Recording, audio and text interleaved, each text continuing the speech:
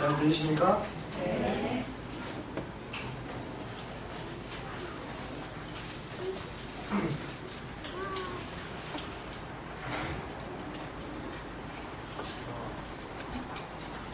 제가 지난 제게 주어진 시간들을 통해서 함께 사무엘과 사무엘의 아들들의 삶을 통해서 신앙의 정수는 바로 경외함이다 라는 부분을 살펴봤습니다.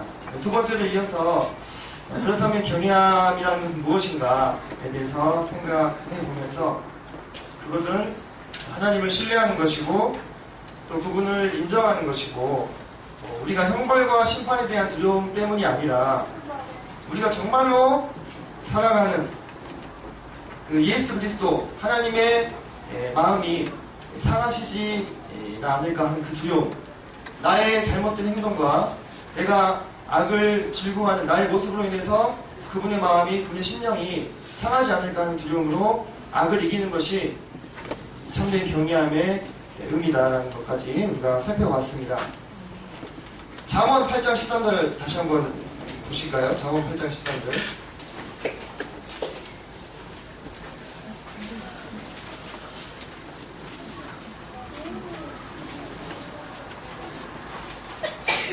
읽겠습니다. 구약성경 919페이지입니다.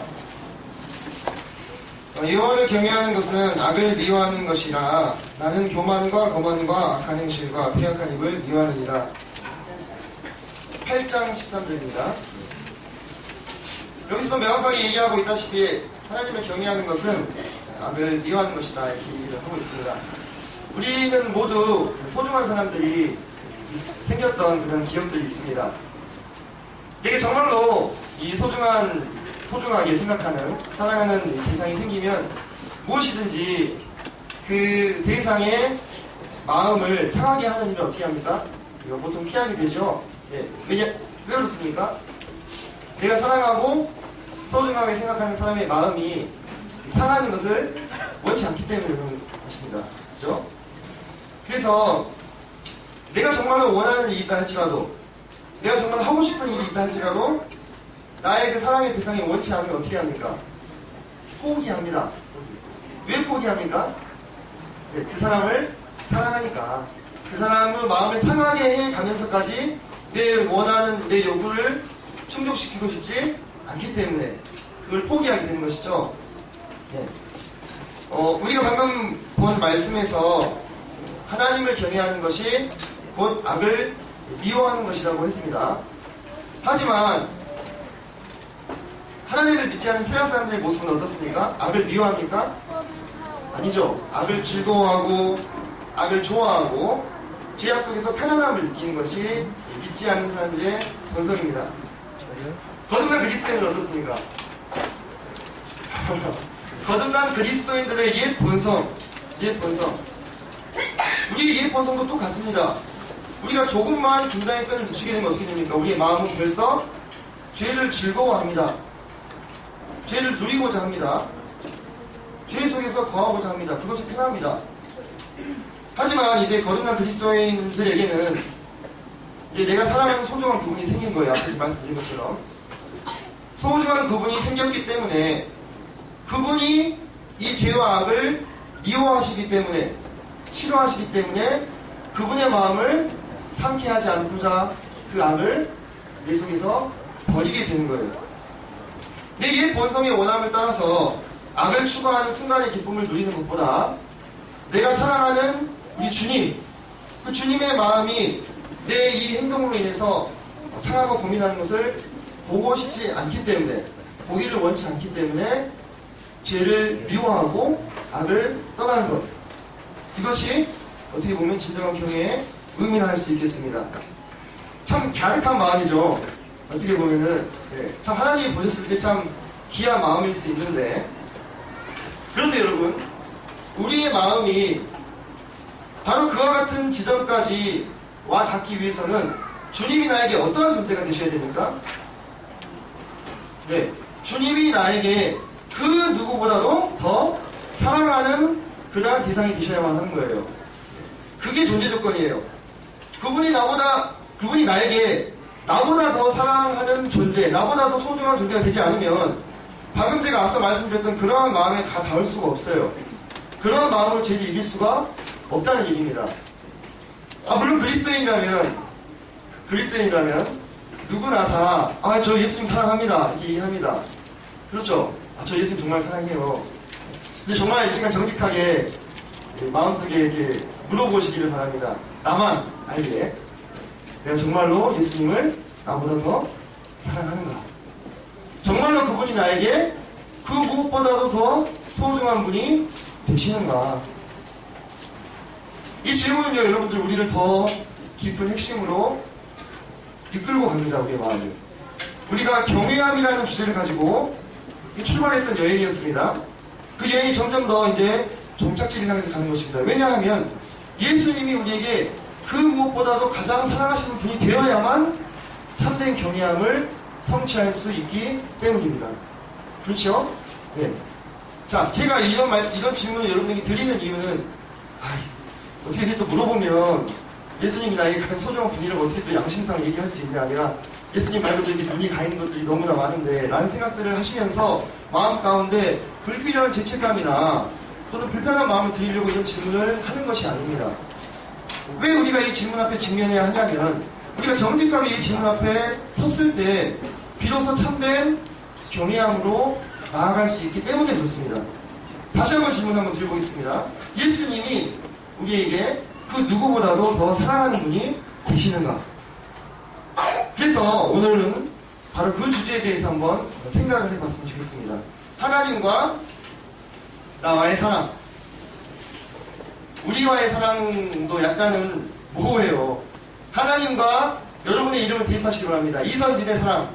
이것에 대해서 좀 더 생각을 해봤으면 좋겠습니다. 우리가 사랑을 생각함에 있어서 빼놓을 수 없는 개념이 무엇입니까? 바로 관계입니다. 결코 사랑은 어느 한쪽으로만 성립이 될 수 없는 개념이죠. 사랑은 반드시 사랑을 주는 이와 사랑을 받는 이가 필요합니다. 쌍방간에 이루어지는 관계에 기인한 것이 바로 사랑입니다. 자기애가 있습니다. 스스로가 스스로를 사랑하는 것. 이거는 다른 대상이 필요 없죠. 근데 이것은 사랑입니까? 아닙니다. 성경적으로 보면 자기애는 사랑이 아니라 오히려 범죄입니다. 그렇죠? 그래서 자기애는 우리의 어떤 논의의 대상이 될 수가 없습니다. 결론적으로 우리가 사랑이라는 것을 논할 때에는 사랑을 주는 이와 사랑을 받는 이가 있고 이 둘 사이에 작용하는 관계가 곧 사랑이라고 우리가 생각할 수 있습니다. 성경에는 하나님과 인간의 관계를 다양한 측면으로 묘사를 하고 있습니다. 여러분들 제가 저번에도 한번 다뤘었는데 성경이 하나님과 우리 사람 간의 사랑을 여러 가지 관계의 측면으로 묘사를 하고 있어요. 부모의 관계도 있을 것이고 또 무엇이 있습니까? 부부의 관계도 있죠. 친구의 관계도 있습니다. 또 아주 자비로운 왕과 충성된 신하의 관계로도 묘사가 됩니다. 저는 그런 생각이 좀 들었습니다. 왜 우리가 살고 있는 이 지구상에 그와 같이 다양한 관계의 양상들이 존재하는가? 제가 방금 전에 말씀드렸던 그러한 관계들이 다 우리가 경험하는 관계들이잖아요. 그렇죠? 저는 어쩌면 하나님께서 그렇게 다양한 관계의 양상들을 이 세상 가운데 두심은 그러한 관계를 우리가 맺어가면서 그 속에서 하나님과 우리가 가져야 될 관계의 힌트를 좀 얻으라고 그렇게 다양한 관계의 모습들을 이 세상 가운데 두시지 않았는가 하는 생각을 좀 해보게 됐습니다. 관계의 특징은 무척 다양합니다. 하지만 여러 관계들 속에서 공통적으로 나타나는 특징이 있습니다. 그게 뭡니까? 그것은 관계는 밝은 면과 어두운 면이 항상 공존한다는 사실이죠. 그렇죠? 항상 좋은 관계 있습니까? 네. 그렇지 않습니다. 부부는 무초이라 하는데 부부 사이에도 무수한 그 관계 속에 무수한 밝은 면과 어두운 면이 존재하기 마련이에요. 항상 관계 속에는 밝은 면과 어두운 면이 있어요. 마찬가지죠. 우리 하나님과 나와의 사랑의 관계 속에도 항상 밝을 수만 있습니까? 그렇지 않습니다. 때로는 꽃길을 걸어가는 것처럼 너무나 황홀하고 너무나 기쁘고 너무나 충만한 때도 있지만 때로는 하나님이 도대체 어디 계시는가 하나님이 내게서 숨어버리셨는가? 하나님이 어째 나에게 이런 일을 허락하시는가? 정말 하나님이 원망스럽고 불평이 나오고 그러한 어두운 면도 함께 공존하고 있습니다. 그런데요, 우리가 관계의 이 두 측면의 생각함이 있어서 이 밝은 면과 어두운 면 사이에는 이 둘을 끊어지지 않도록 이어진 어떤 고리가 있어요. 어떤 연결고리가 있습니다. 하나님과 우리 사람 사이에도 마찬가지일 것입니다. 제가 한번 예를 한번 들어보겠습니다. 어느 날 부부가 대판 부부싸움을 했어요. 정말 다시 안 볼 것처럼 이렇게 싸우고 그런 경험이 없으신가요? 네, 너무 이렇게 금술이 좋으셔서 그러지 않으실 수도 있을 텐데 뭐 저의 이야기는 꼭 아니지만 제가 예를 한번 들어서 말씀을 드리면 대판 싸우고 이제 남편이 다시는 당신 같은 여자랑 안 산다고 이제 나가버렸어요. 지금 확 나가버렸어요. 그러니까 이제 아내도 지지하고 나갈 테면 나가라고 집어넣어 나가는 사람 내가 여자라고 이러면서 이제 대거리를 한 거예요. 그런데 그렇게 남편이 나갔는데 아니 1시간, 2시간이 지난 이 사람이 안 들어와. 그럼 어때요? 마음이 걱정이 돼요. 걱정이 어디 나가서 어디서 뭐 하고 있는 건가. 아니 분명 대판 다시 안 볼 것 같이 막 이렇게 싸워놓고 자기 말로 걸어나간 사람인데 걱정이 돼요. 핸드폰으로 전화를 해봤어. 아니 양보해서 아내분이 전화도 안 받아. 전화가 꺼져 있어요. 그럼 어떻습니까? 그때부터 마음이 더 불안해요. 걱정이 됩니다. 왜 걱정이 돼요? 왜 걱정이 되는 거예요? 네, 맞습니다. 이한기님이 정답을 말씀하셨네요. 경험이 혹시 있으신지. 네, 사랑하니까 걱정이 되는 거예요. 아니 다시 한 번 것처럼 싸우고 정말 나한테 이렇게 밉게 말하고 내 마음을 다 후벼놓고 나간 사람인데도 걱정이 되는 것은 그 사람을 사랑하기 때문에 그런 겁니다. 그죠? 네. 어떤 사람은 아이 그런 게 뭐 사랑이야. 그거는 그냥 미운 정이 들어서 그런 것이지 이렇게 얘기하시는데 미운 정도 사랑이요. 네? 고운 정만 사랑이 아닙니다. 결국은 그것은 사랑입니다. 어떤 면에서. 그런 게 사랑 아닙니까? 맞죠? 네. 우리 그 마음속에는 무슨 마음이 실은 들어있는 것이냐면 제가 이 표현을 참 좋아하는데 미워도 다시 한번 이 마음이 들어있어요. 네. 아무리 나에게 믿게 말하고 나에게 내 마음을 상하게 하고 나를 슬프게 했어도 그래도 사랑하니까 미워도 다시 한번 보는 거예요. 네. 그것이 바로 관계에 있어서 밝은 측면과 어두운 측면을 연결하는 뭡니까? 고리가 되는 겁니다. 진정한 사랑의 관계에는 반드시 그것이 있습니다. 우리가 이 미워도 다시 한번이라는 표현을 다른 말로 포기하지 않는 사람, 견디는 사람 이렇게도 표현할 수 있겠지만 저는 이게 세상적인 표현이긴 해도 뭔가 이 말을 만드신 분이 뭔가 아시는 분인 것 같다는 생각을 좀 했어요. 네, 뭔가 아시는 분이에요. 이 미워도 다시 한번의 정신이 이 관계에 밝은 면과 어두운 면 사이를 연결하는 그와 같은 강력한 고리가 되는 것입니다. 그것이 정말 우리 관계 속에는 동전의 양면처럼 밝은 면이 있고 어두운 면이 있어요. 하지만 이들이 떨어지지 않게끔 이 미워도 다시 한번의 마음이 그 사이를 꽉 잡아주는 거예요. 여러분들 부모로서 다들 자녀를 키워보셨죠? 네, 자녀를 키워보셨을 겁니다. 저도 자녀를 키우고 있습니다. 자녀를 키울 때 항상 예쁘기만 한가요? 아니요. 저는 안 그렇더라고요. 저는 진짜 어떤 날은 그래 너 오늘은 좀 혼나야겠다 이런 날도 있어요. 네. 그래서 또 이렇게 혼내기도 합니다. 하지만 그렇게 자녀를 우리가 때로 징계하고 또 때로 훈육하기도 하지만 기본적으로 자녀를 대하는 마음이 있어서 어떤 마음이 있습니까? 미워도 다시 한 번의 마음이 있어요. 네, 절대로 포기할 수 없죠. 네, 왜 그렇습니까? 사랑하기 때문에 그런 거예요. 사랑하기 때문에. 여러분 하나님도 우리에 대해서 어떻게 하시겠습니까? 하나님이 우리에 대해서 그와 같은 마음이 있으시지 않을까요? 미움도 다시 한 번의 마음이 우리에게도 있으신 거예요. 하나님은 우리가 항상 예뻐만 보일까요? 네. 나의 모든 기쁨이 땅에 거하는 성도는 존귀한 자니 나의 모든 기쁨이 저들에게 있도다. 이런 말씀 우리 참 좋아하잖아요.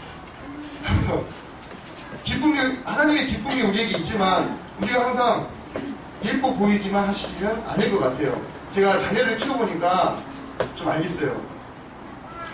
하지만 하나님은 결코 우리를 포기하지 않으신다는 것입니다. 그분이 우리와 맺어가는 사랑의 관계 속에 가장 밑바닥에 깔려있는 정신은 바로 이 미워도 다시 한번 포기하지 아니하시는 하나님의 사랑이라는 것입니다. 언제까지입니까? 언제까지입니까? 영원까지. 영원까지. 로마서 8장을 한번 보시겠습니다.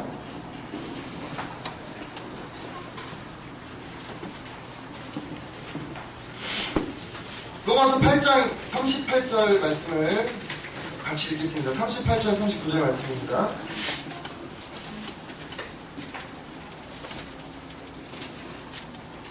시작. 내가 확신하노니 사망이나 생명이나 천사들이나 권세자들이나 현재이나 장래이나 능력이나 높음이나 깊음이나 다른 어떤 피조물이라도 우리를 우리 주 그리스도 예수 안에 있는 하나님의 사랑에서 끊을 수 없으리라. 하나님이 이미 선언하셨습니다. 나는 너희들을 결코 포기할 수 없을 뿐만 아니라 이 세상에 존재하는 그 어떤 것으로도 나의 사랑을 끊을 수 없다고 우리에게 말씀하셨어요. 하나님이 우리에게 바로 이와 같은 사랑을 주고 계십니다. 그분의 절절한 마음이 더 드러난 성경 구절이 있어요. 제가 아까 예배드릴 때 인용을 했었는데 호세아서를 보시겠습니다. 구약성경 1265페이지입니다. 구약성경 1265페이지입니다. 호세아서 11장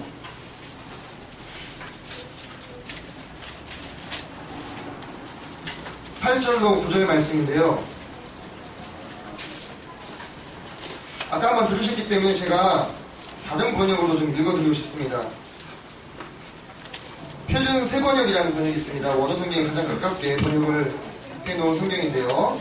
자, 눈으로는 구절을 보시고 귀로는 제 번역을 들으시기를 바랍니다.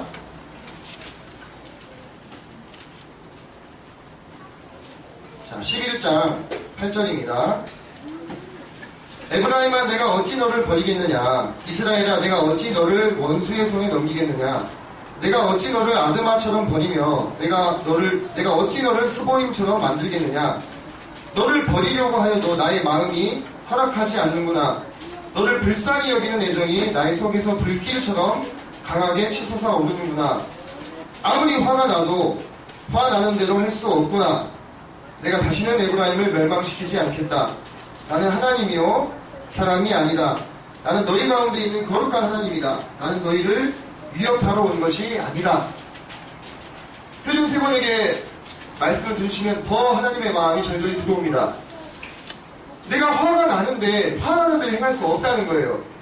하나님께서 사랑하시는 이스라엘에 대해서 하나님의 마음을 정말 있는 그대로 표현한 말씀입니다.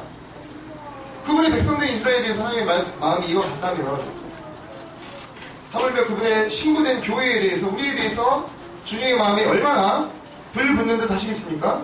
그분이 우리를 포기하시겠습니까? 그렇지 않습니다. 하나님의 사랑은 결단코 우리를 포기하지 아니하시는 영원한 사랑입니다. 자, 그런 아버지의 마음을 헤아리고 효도를 다하는 자녀들이 보통 보면 있습니다. 때로 아주 드물게. 근데 저는 이렇게 효자는 아닌데요. 그렇다고 아버지 마음을 이렇게 크게 속을 썩인 적도 제 생각에는 없는 것 같아요. 네. 그래서인지는 몰라도 지금도 그 부모님을 대하는 이 태도가 좀 이렇게 미적지근한 것은 사실입니다. 네, 약간 뜨뜻미지근합니다. 그런데 그에 비해서 불효자들이 한번 마음 고쳐먹으면 어떻게 됩니까? 불효자식이 마음 한번 고쳐먹으면 훨씬 더 화끈하게 효도를 합니다. 네, 자신이 인간이 어떻게 살았는지를 알기 때문에 그렇죠. 네. 또 속썩이는 애들이 나중에 철들면 어떻습니까? 더 잘해요. 학교에서도 그 모범생들은 별로 안 찾아옵니다. 나중에 저희 반을 맡았을 때 그렇게 속썩이고 애먹이던 애들이 나중에 시간이 지나면 어떻습니까? 찾아와요. 그런데 잊지 않고 찾아옵니다. 네. 하나님 아버지를 대함에 있어서도 좀 그런 면이 좀 있는 것 같습니다. 전에 세상에 있을 때 좀 많이 죄 가운데 거하셨던 분들이 복음 듣고 구원 받아서 확 변하면 어떻게 됩니까? 네, 더 열심히 주님 섬겨요. 더 주님 사랑합니다. 네. 그에 비해서 예수님 믿기 전에 아주 점잖으셨던 분들, 사회적으로도 위치가 있고 아주 인정받으셨던 분들은 구원 받고 나서도 크게 변하는 것이 어때요? 별로 없어요. 신은 신은 변할 것도 별로 없죠. 그냥 사시던 대로 그대로 사시면 되니까. 삶의 질만 이렇게 바뀌시는 거잖아요. 그죠? 네. 그래서, 굳이 앞에 표현을 빌리자면 좀 덜 속썩이던 분들, 그죠? 네. 좀 덜 속썩이던 분들. 네. 그리고 더 속썩이던 불효자들은 이제 구원받고 확 변하면 더 주님께 효도하며 살아요. 그런데 여러분, 우리가 여기서 생각해 볼 것이 있습니다. 실상 정말 우리가 그러한가 하는 것입니다. 실상 정말로 어떤 사람은 더 불효자여서 구원받고 더 효도하는 것이고, 어떤 사람은 그래도 덜 속썩이는 자식이어서 구원받고 하나님께 그냥 뜨뜻미지근하게 효도하는 것인가? 우리가 그러한 사람들인가? 어떻습니까? 우리가 다 하나님 보시기에 어떤 사람들이겠습니까? 우리가 다 하나님 보시기에 불효자식이에요. 불효자식이었어요. 세상적인 표현은 진짜 불효자식이었어요, 진짜. 하나님 믿기 전에. 왜 그렇습니까? 우리가 우리를 구원해주신, 우리를 지어주신, 우리를 창조하신 아버지 하나님을 아버지라고 부르지 못하고가 아니고, 아버지라고 아예 부르지도 않고, 그 하나님 아예 찾지도 않고, 그 하나님을 만나려고 하지도 않고, 먼저 참 하나님 아버지를 만난 사람들이 찾아와가지고 좀 제발 좀 같이 아버지 좀 믿자고, 하나님 좀 믿자고 얘기하면 어때요? 꺼져라고, 고집 부리고, 핑계대고, 그죠? 도망다니고. 그러다가 간신히 하나님의 은혜로서 구원 받고, 복음 듣고, 아버지 하나님의 자녀로서 회복되었잖아요. 우리 중에 우리가 전에는 좀 덜 불효하던 자식이고, 누구는 더 불효하던 사람이라고 얘기할 수 있겠습니까? 이게 제 얘기가 아니에요. 성경 말씀 보시겠습니다. 로마서 10장 16절 가시겠습니다.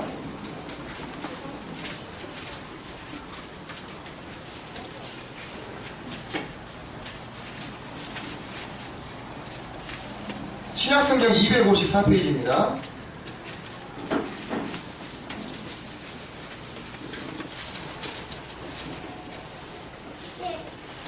신약성경 254페이지 로마서 10장 16절입니다. 제가 읽겠습니다. 그러나 그들이 다 복음을 순종하지 아니하였도다. 이사야가 이르되 주여 우리가 전한 것을 누가 믿었나이까 하였으니, 여러분 여기에 다 복음을 순종하지 않았다고 얘기 나옵니다. 그죠? 한 명도 예외가 있을 수 없어요. 좀 앞으로 가셔서 3장을 보시겠습니다. 3장 10절입니다. 잘 아시는 말씀인데, 기록된 바 의인은 없나니 하나도 없으며 깨닫는 자도 없고 하나님을 찾는 자도 없고 다 치우쳐 함께 무익하게 되고 선을 행하는 자는 없나니 하나도 없도다. 이사야 선지자가 고백한 것처럼 우리의 전한 것을 누가 믿었나이까? 다 치우쳐 무익한 자가 되고 선을 행하는 자는 하나도 없던 것이 우리의 정체예요. 우리의 정체. 지금 우리가 많은 것들로 우리를 포장하고 가면을 쓰고 있기 때문에, 심지어는 자기도 자기 자신을 속이면서 자기 정체가 어떤지 알지 못하지만 성경은 명확하게 우리 정체가 뭔지를 나타내주고 있습니다. 우리는 다 하나님 보시기에 어찌할 수 없는 불효자들이었던 것입니다. 누가복음 7장에 보면 50데나리온 탕감 받은 사람과 500데나리온 탕감 받은 사람이 이야기가 나와요. 누가 더 감사하겠느냐라고 예수님이 물으셨을 때 바리새인이었던 시몬이 500데나리온 탕감 받은 사람이 더 감사했을 것 같습니다, 이렇게 얘기했습니다. 그렇죠. 더 많은 빚을 탕감 받았으니까요. 여러분들 실상 어떻습니까? 우리는 우리에 대해서 그런 생각을 할 수가 있습니다. 나는 한 50데나리온쯤 하나님께 빚진 사람이었어. 나는 한 500데나리온쯤 하나님께 빚진 사람이었어. 또 어떤 분은 나는 한 1000데나리온쯤 빚진 사람이었어. 각자 하나님의 사랑을 느낌에 있어서 내가 어떤 사람인지를 성경이 말하고 있는 실체 그대로 보지를 못하고 나는 좀 이만큼 빚진 사람처럼 인식하고 있는데, 실상 우리의 모습은 우리 모두가 다 하나님께 갚을 수 없는 빚을 졌던 사람들인 거예요. 갚을 수 없는 빚. 우리 힘으로는 결코 갚을 수 없는 빚을 지고 신음하고 멸망할 수밖에 없는 사람들을 하나님이 건져서 그분의 자녀로 삼아주신 거예요. 전적인 그분의 사랑과 은혜로서, 아까 제가 말씀드렸던 그 포기하지 않는 사람으로서 우리를 그분의 자녀로 삼아주신 것입니다. 우리가 어떠한지를 우리가 알 때 하나님의 사랑이 더 위대한 것입니다. 우리가 이와 같은 사실들을 생각할 때 아버지 하나님이 우리 속에서 나보다 더 소중한 존재, 나보다 더 사랑스러운 존재, 이 세상에 그 무엇보다도 더 사랑스러우신 분이 되지 말아야 될 이유가 있습니까? 제가 앞서 여러분에게 드렸던 질문을 다시 한번 상기해 보시기 바랍니다. 여러분들 마음에 정말로 하나님이 가장 사랑하시는 분이 되시는가? 가장 소중한 분이 되시는가? 더 확장해서 그분이 우리 안에서 우리보다도 더, 나보다도 더, 자식보다 더, 돈보다 더, 성공보다 더, 명예보다 더, 권력보다 더, 내 출세보다 더 사랑하시는 분이 되지 말아야 될 이유가 있습니까? 하나님의 그 영원하신 사랑과 나의 어떠함을 살펴볼 때 우리는 그 이유를 찾을 수가 없는 겁니다. 그분은 마땅히 우리 안에서 가장 사랑하시는 분이 되어야 하는 겁니다. 우리가 과거에 어떤 사람이었는지, 또 구원받고 거듭났다고 하는 우리가 어떤 모습으로 살아가고 있는지 솔직하게 생각해 보시기 바랍니다. 솔직하게 나만, 다른 사람 볼 거 없이 나만 생각해 보시기 바랍니다. 우리가 다 불효자가 아니었습니까? 왜 지금도 때때로 하나님의 마음을 아프시게 하고 있지 않습니까?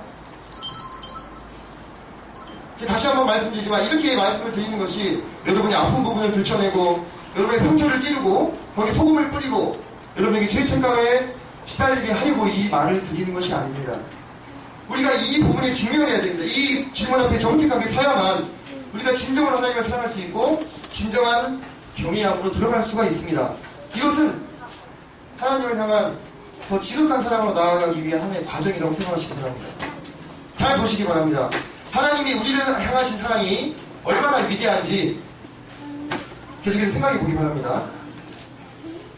어떤 자녀든지 간에 그 자녀를 가장 잘 아는 사람은 누굽니까? 네, 아빠, 엄마예요. 부모보다 그 자녀를 더 잘할 수 없습니다. 학교 선생님이라 할지라도 한계가 있습니다. 부모만큼 그 자녀를 더 알 수 있는 분은 없어요.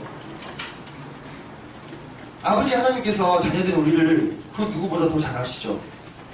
우리 마음 깊은 곳에, 아무도 모르는 그곳에 우리가 얼마나 죄를 사랑하고 얼마나 죄에 거하기를 즐겨하고 얼마나 죄를 편안하게 생각하는 사람인지를 하나님이 다 아시죠. 그리고 우리도 거듭나서 그래도 생명이 있기 때문에, 그래도 우리가 양심이 있기 때문에 그러한 내 모습을 보면서 마냥 즐겁지 않잖아요. 괴롭잖아요. 괴로워요.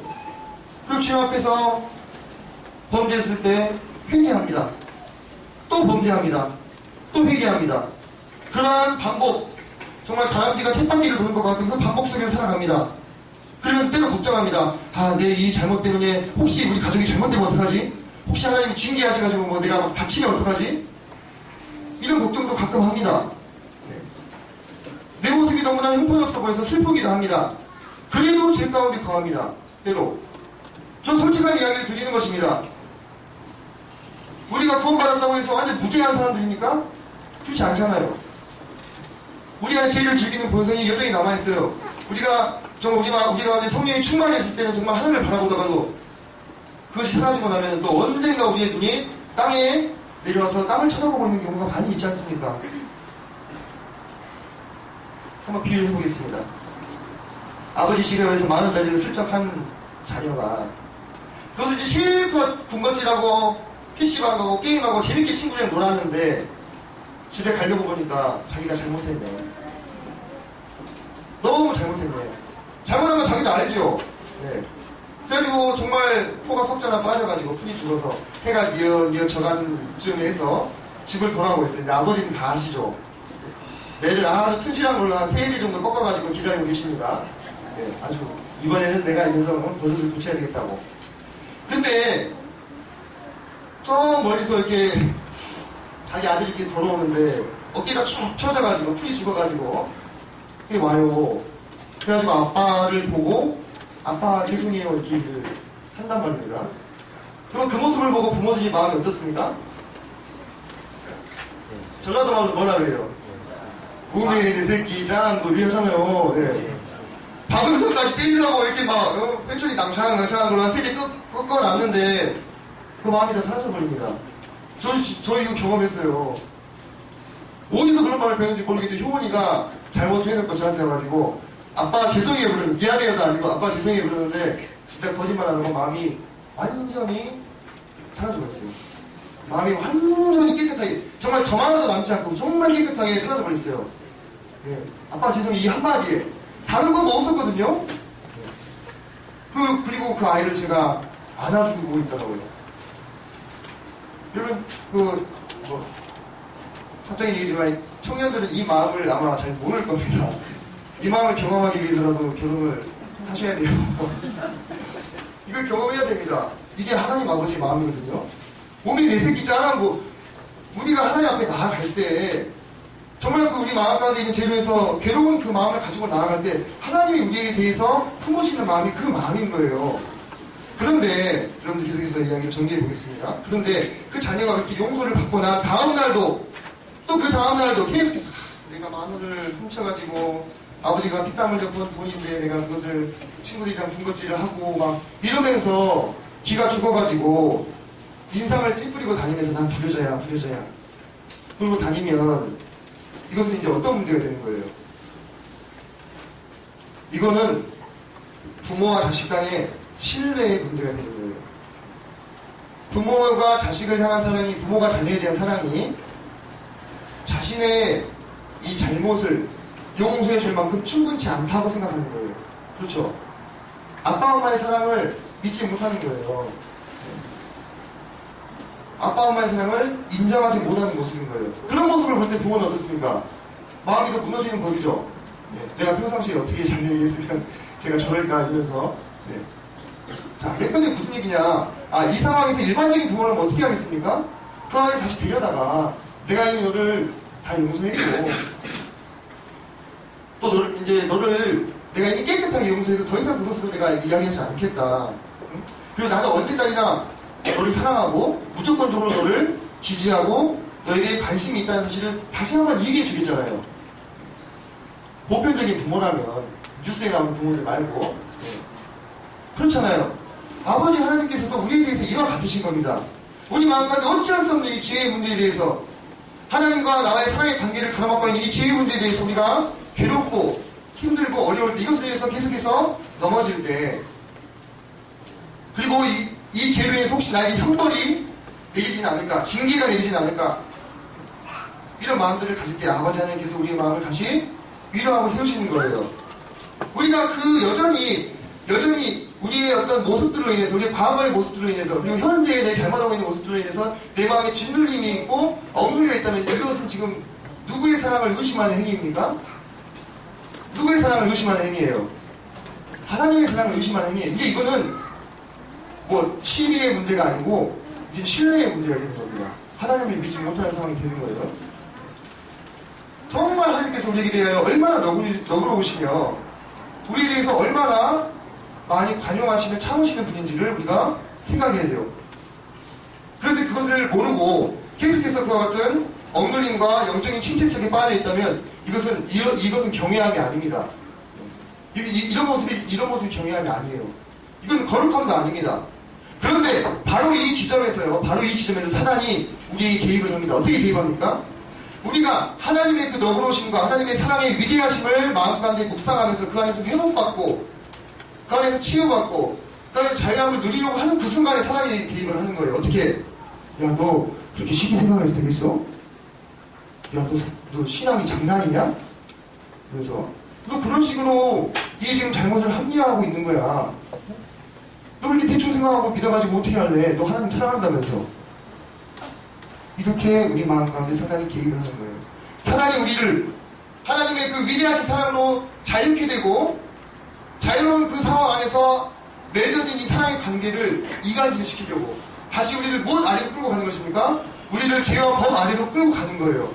그래서 우리가 하여금 다시 별로 효과도 없는 각오, 내가 이제 다시는 죄를 짓지 말아야지, 결심, 작심삼일로 끝날 것인데 금식, 기도, 작정기도 막 일주일씩 밥 들고 가면서 기도하게 하고 그렇게 하게 만든다는 것입니다. 막 눈물로 울게 하고 그렇게 좀 해야 뭔가 좀 한 것 같고 그렇게 해야 내가 뭔가 좀 죄에서 멀어진 것 같고 내가 좀 거룩해진 것 같고 깨끗해진 것 같고 결국 결론적으로 내가 하나님을 경외하는 사람인 것 같고 그렇게 우리 속이는 거예요. 이미 죄와 사망과 형벌로부터 자유롭게 된 우리를 다시 그 아래로 끌고 내려가는 겁니다. 누가요? 사단이. 우리 속이는 거예요. 사단은 속이는 자라고 했잖아요. 거짓말하는 자. 그래서 하나님의 사랑을 의심하게 만들고 그분의 사랑의 풍요하심을 부족한 것으로 만드는 것입니다. 여러분 그것에 속지 마시기 바랍니다. 하나님의 사랑의 힘은 그 무엇보다도 더 위대한 것입니다. 우리에 대해서. 여러분 부모가 자식을 제일 잘 안다고 하셨죠? 그죠? 하나님이 우리를 가장 잘 아시는 겁니다. 하나님이 우리를 어떤 존재로 창조하셨습니까? 태초에 사람을 하나님의 형상을 닮은 사람들로 창조하셨어요. 하나님의 형상이 뭡니까? 하나님은 뭐라고 말씀했습니까? 요한일서에 하나님은 사랑이라고 말씀하셨어요. 하나님이 우리를 그분의 형상을 닮은 존재로 만드셨다고 하는 것은 우리 또한 사랑을 할 수 있는 존재들로 만드신 거예요. 하나님께서 그분의 형상을 닮은 존재로서. 하지만 에덴 동산에서 아담과 하와가 선악과를 따먹고 범죄함으로 어떻게 됐습니까? 그 안에 하나님께서 만지셨던 그 하나님의 형상이 죽어버린 겁니다. 그래서 우리가 사랑이 힘든 거예요. 원래 우리는 정말 하나님과 사랑하고 또 우리 이웃들을 정말 사랑하는 것이 지극히 자연스러운 존재로 만들어졌는데 왜요? 하나님의 형상대로 지음을 받았으니까. 그런데 우리가 범죄 이후에 그 형상이 죽어버렸기 때문에 사랑이 이렇게 힘든 겁니다. 사랑이 쉬우신 분 있습니까? 없어요. 아무도 없어요. 사랑이 정말 힘든 것이더라고요. 왜 그렇습니까? 우리 안에 그 사랑을 할 수 있는 하나님을 닮은 그 형상이 어떻게 되버렸어요? 죽어버렸어요. 범죄할 때. 하지만 이제 우리는 어떻게 됐습니까? 이제 우리는 어떻게 됐어요? 우리가 거듭났잖아요. 새로운 피조물이 됐잖아요. 우리 안에 죽어버린 하나님의 형상이 어떻게 됐습니까? 다시 회복되었잖아요. 그리스도인들은 그런 사람들입니다. 저는 세상 사람들에 대해서 지금 얘기하는 거 아닙니다. 그리스도인은 그런 존재예요. 그리고 하나님께서 우리 안에 그분의 회복된 형상을 믿어주신다는 사실입니다. 하나님이 우리를 믿어주셔요. 우리만 하나님 믿는 거 아니에요. 제가 어떻게 이렇게 말씀드릴 수 있는지 아십니까? 담대히 여러분들 하나님께서 십자가에서 예수님이 죽으신 다음에 무엇을 완성시키셨어요? 율법을 완성시키셨어요. 또는 팽했다고도 말씀하십니다. 하나님께서 엄청 큰 모험하신 거예요. 그렇지 않습니까? 우리는 많이 그런 생각합니다. 그리고 우리의 사회를 지배하고 있는 것은 뭡니까? 법입니다. 법이 사라지면 사회가 어떻게 될까요? 엉망진창이 되겠죠? 그죠? 하나님 입장에서 율법을 완성시키고 폐기하시는 것은 바로 그와 같은 상황을 초래할 수도 있는 거예요. 영적인 세계 속에서. 근데 하나님께서 담대히 완성시키셨어요. 왜요? 무엇을 믿었기 때문입니까? 하나님의 사랑에 위대한 힘을 믿었기 때문입니다. 그리고 우리 안에 그분의 형상을 회복시키시고 이제 우리도 또한 그 사랑의 힘으로 말미암아 죄를 이기고 승리할 수 있는 자들로 믿어주셨다는 것입니다. 우리를. 여러분 이게 정말 놀랍지 않습니까? 우리가 매 때리면 말 듣고 벌 주고 겁 주고 위험하면 말 듣는 그런 가축 같은 개 돼지 같은 그런 존재로 우리를 보신 것이 아니라 우리 안에 하나님의 형상이 회복되어서 그분의 사랑이 성령으로 말미암아 우리에게 보험받으셨다고 말씀하셨죠. 로마서에 그 보험받은 이 사랑의 힘으로 말미암아 우리가 형벌과 법과 위협으로 말미암지 않고 그 사랑으로 죄를 이기고 승리할 수 있는 자들이라고 하나님께서 믿어주셨어요. 여러분 사람은 누군가 자기를 전적으로 믿어준 사람이 있으면 어떻게 돼요? 그때 강해집니다. 그 사람 자체가 강해서가 아니고 그 사람을 믿어주는 사람이 있기 때문에 강해지는 거예요. 그렇죠? 예. 우리가 강해질 수 있는 이유는 무엇 때문입니까? 우리가 강해섭니까? 아니죠. 우리의 마음 가운데 그분이 부으신 사랑으로 말미암아 승리하는 삶을 살 수 있다고 우리를 믿어주시는 분이 있어요. 누구예요? 아버지 하나님. 우리를 믿어주시는 분이 있어요. 여러분들 죄의 유혹 가운데서 여러분들이 이 하나님의 사랑을 생각하셔야 됩니다. 하나님이 이 신뢰를 생각해 하셔야 돼요. 우리만 하나님 믿는 거 아니에요. 하나님도 우리한테 운명을 걸었어요. 지금 그분이 율법을 완성하셨잖아요. 뭘 믿고 뭘 근거로 율법을 완성하실 수 있었겠습니까? 우리는 이제 운명 공동체가 된 겁니다. 하나님과 우리는. 그 하나님의 신은혜에 우리가 부흥하는 삶을 살 때, 그리고 반응하는 삶을 살 때, 그 사람의 삶 자체가, 그 사람의 삶 전체가 무엇이 되는 것입니까? 진정한 경외의 삶이 되는 거예요. 그것이 진정한 경외의 삶입니다. 그것이 제가 오늘 여러분에게 말씀드리고 싶은 하나님과 사람, 하나님과 나 사이의 사랑의 관계의 본질입니다. 아버지는 이미 우리에게 무한한 사랑을 주셨어요. 우리는 제말로 아버지 집을 떠났던 불효자들이었습니다. 그러나 이제는 더 이상 불효자가 아닙니다. 하나님께 사랑으로 우리를 받으시고 회복시켜 주셨죠. 더 이상 그 옛날의 그 기억, 옛날에 나를 사로잡았던 형벌과 법의 기억으로부터, 법의 기억에 사로잡혀서 살지 않았으면 좋겠습니다.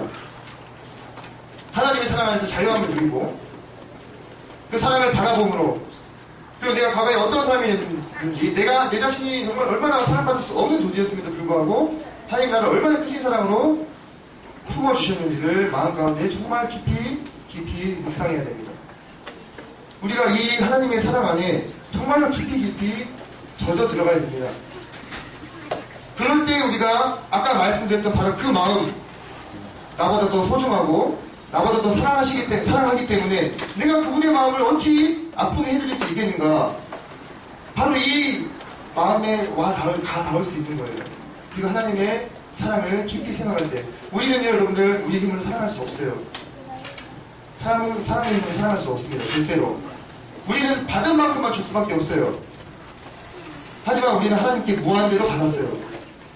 그 사랑을 생각하고 바라보고 묵상하고 누리고 그렇게 할 때만 우리는 사랑할 수 있습니다.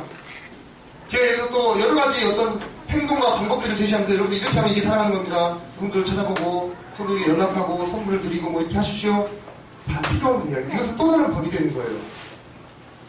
우리가 하나님의 마음을, 하나님의 삶을 깊이 우리 마음 가운데서 묵상할 때 그런 행동들은 자연스럽게 나오는 거예요. 자연스럽게. 그것이 하나님이 우리에게 주신 거예요. 정리하겠습니다. 여러분, 우리는 하나님의 형상대로 지으심을 받았고 그 형상이 회복된 사람들입니다. 우리 안에 하나님을 사랑하는 마음이 있고요. 그 마음은 하나님께서 우리에게 부어주신 것이죠. 그래서 이제 우리는 더 이상 형벌과 또는 법, 이런 것의 두려움 때문에 죄를 미워하는 것이 아니라 정말 그분을 사랑하는 마음으로 죄를 미워하는 자들이 될 수 있습니다. 사랑의 힘으로 승리할 수 있습니다. 여호와를 경외하는 것은 남을 미워하는 것이다. 이 말씀이 우리 삶 가운데 어떻게 구현이 될 수 있겠습니까? 우리가 그분을 진정으로 사랑하고 그분이 우리에게 주신 사랑을 깊이 생각하고 그 안에 머물 때 우리도 비로소 악을 미워할 수 있으며 그것이야말로 참된 경외하는 삶의 모습이 아닌가 생각이 됩니다. 조금 제가 시간을 많이 쓴 것에 대해서 사과의 말씀을 드립니다. 이상으로 모든 말씀을 마치도록 하겠습니다.